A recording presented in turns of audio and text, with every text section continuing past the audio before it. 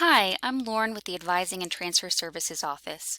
I'm here to demonstrate how to use the Progress View and search buttons in student planning to plan your next semester.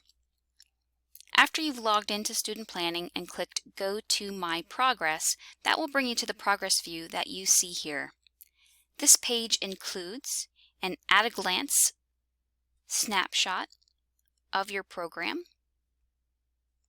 then lists any English and/or math developmental courses that you may need based on placement testing or other measures.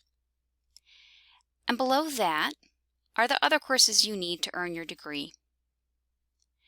As I'm scrolling, you may have noticed that each section includes its own search button.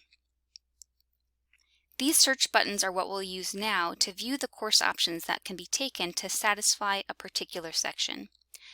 For example, this program requires one diversity course selected from the list of approved general education courses. What are my options for satisfying this requirement? Simply click on the search button associated with this section to find out. You're now accessing the course catalog.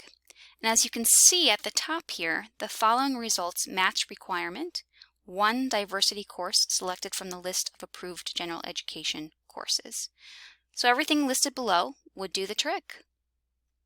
From here, review the options, read the course descriptions, double-check the requisites, and then add your selection to your plan by clicking Add Course to Plan, selecting the appropriate term from the drop-down menu, and clicking Add Course to Plan.